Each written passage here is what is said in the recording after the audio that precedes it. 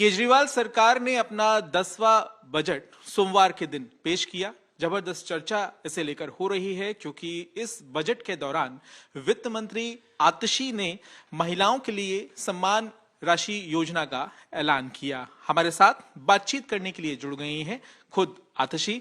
उनसे हम जानेंगे कि ये योजना कब लागू होगी, महिलाएं कैसे इस योजना का फायदा उठा सकती हैं, और जाहिर है चुनाव नजदीक है तो चुनाव का कितना असर इस योजना की वजह से आम आदमी पार्टी भांप रही है। आतिशी, आपका स्वागत है आज तक पर। और मेरा पहला सवाल यही है कि हमने देखा सोलर योजना हो, चाहे पानी बिल माफी की योजना हो, चाहे इससे पहले जो योजना चल रही थी जो अब बंद कर दी गई हैं, ऐसे में सवाल ये आ रहा है जहन में कि आप इस योजना को कैसे लागू करवा पाएंगे। देखिए, कल मैंने विधानसभा के पटल पर ना सिर्फ 2024-25 का बजट रखा बल्कि पिछले 9 साल की केजरीवाल सरकार की रिपोर्ट कार्ड को भी प्रस्तुत किया। वो 9 साल का रिपोर्ट कार्ड दिखा देता है कि जो वादा अरविंद केजरीवाल जी करते हैं उन्हें कितना भी संघर्ष करना पड़े वो उस वादे को पूरा करके ही हटते हैं। ऐसा नहीं है कि जो स्कूलों में सुधार आया है, मोहल्ला क्लिनिक की शुरुआत हुई है, सीसीटीवी कैमरा लगे हैं, अनऑथराइज्ड कॉलोनीज में डेवलपमेंट का काम हुआ है, ये सब संघर्ष के बाद हुआ है, ये सब लड़ाई झगड़े के बाद हुआ है, ये सब एलजी साहब के कभी सामने, कभी हाथ जोड़ने से, कभी लड़ाई झगड़ा करने से हुआ है। तो पिछले 9 सालों में भी संघर्ष पूर्वक ही काम हुआ है, लेकिन सारे वादे पूरे हुए हैं। उसी तरह से जो मुख्यमंत्री महिला सम्मान योजना की बात है, अगर अरविंद केजरीवाल जी ने वादा कर दिया तो वो वादा पूरा होके रहेगा। क्या है ये योजना, इसके बारे में बताइए। और लोगों के मन में सवाल रहते हैं, लोग पूछते भी हैं कि क्या हमें 1000 रुपए मिलेंगे। किन किन लोगों को इसके दायरे से आपने बाहर रखा है और ये आइडिया आया कैसे? इस पे आपने कहा है कि 2000 करोड़ रुपए का बजट आपने निर्धारित किया है, उसे लेकर भी भाजपा सवाल कर रही है, लेकिन उससे बाद में आएंगे। किन्हें फायदा मिलेगा पहले ये बता दीजिए। देखिए, मुझे ये लगता है कि ये महिला सशक्तिकरण की शायद देश की सबसे बड़ी योजना होगी, इसलिए क्योंकि ये दिल्ली की मेजॉरिटी महिलाओं को अवेलेबल होगी। इसके लिए सबसे पहला क्राइटेरिया है कि आपको दिल्ली का वोटर होना पड़ेगा। तो इसके लिए आप अपना वोटर कार्ड देंगे, आपको 18 साल के ऊपर का होना पड़ेगा, तो इसलिए आप अपना आधार कार्ड और डिटेल्स देंगे। सिर्फ 3 कंडीशंस हैं जिसके तहत महिलाओं को ये नहीं मिलेगा। नंबर 1, अगर आप सरकारी एम्प्लॉई हैं। नंबर 2, अगर आप किसी सरकारी पेंशन स्कीम में ऑलरेडी भागीदार हैं, जैसे अगर आपको विधवा पेंशन मिल रही है या बुजुर्ग पेंशन मिल रही है। या नंबर 3, अगर आप इनकम टैक्स पेयर हैं, क्योंकि अगर आप इनकम टैक्स पेयर हैं ये माना जा रहा है कि आपको उसकी आवश्यकता नहीं है। लेकिन फिर भी इन सब एक्सक्लूजन्स के बावजूद भी हमारा ये अनुमान है कि 80% महिलाओं को दिल्ली में इस स्कीम का फायदा मिलेगा। अगर हम कोई टारगेट रखें तो लोगों को क्या बताएं कि इस महीने तक ये योजना लागू हो जाएगी? देखिए, अभी तो किसी भी दिन आचार संहिता लग जाएगी, तो योजना कैबिनेट में आने में, कैबिनेट द्वारा नोटिफाई होने में कुछ समय तो लगेगा। लेकिन ऑफ कोर्स लोगों तक पहुंचना, उनसे फॉर्म भरवाने की प्रक्रिया तो हम शुरू कर ही देंगे। लेकिन आप मान लीजिए कि अगर ये जून के महीने में कैबिनेट में आती है, सारी फॉर्मेलिटीज पूरी होते होते सितंबर अक्टूबर तक लोग, महिलाओं के बैंक अकाउंट में पहली बार पैसा पहुंच जाना चाहिए। आपको हम ये भी बता दें कि वित्त मंत्री के तौर पर आतिशी ने पहली बार बजट पेश किया है और अब वो ये भी कह रही हैं कि सितंबर के महीने तक लोगों के अकाउंट में 1000 रुपए आने लगेंगे 18 वर्ष से अधिक उम्र की महिलाओं के अकाउंट में।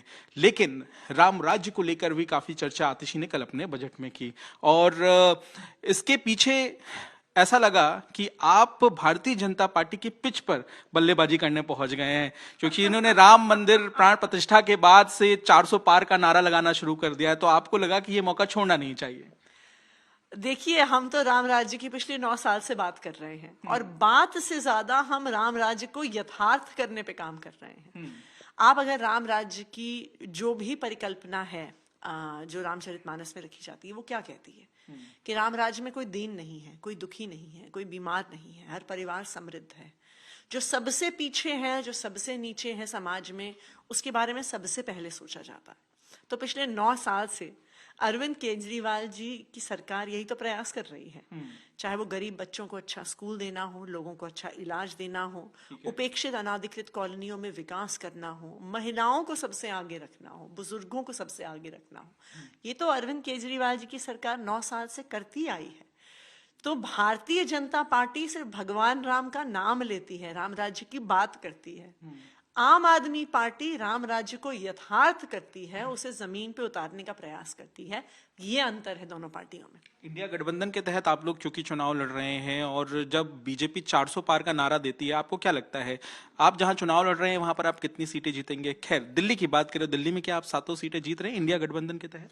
देखिए, बिल्कुल इंडिया गठबंधन बहुत मजबूती से चुनाव लड़ रहा है और हमारी पूरी कोशिश रहेगी कि 7 में से 7 सीटें इंडिया गठबंधन को आए। बाकी तो ऑफ कोर्स फाइनली आंकड़ा कहां पर आके रुकता है वो तो दिल्ली के लोग तय करेंगे। लेकिन इस बार दिल्ली के लोगों को एक बात जरूर समझ में आ रही है।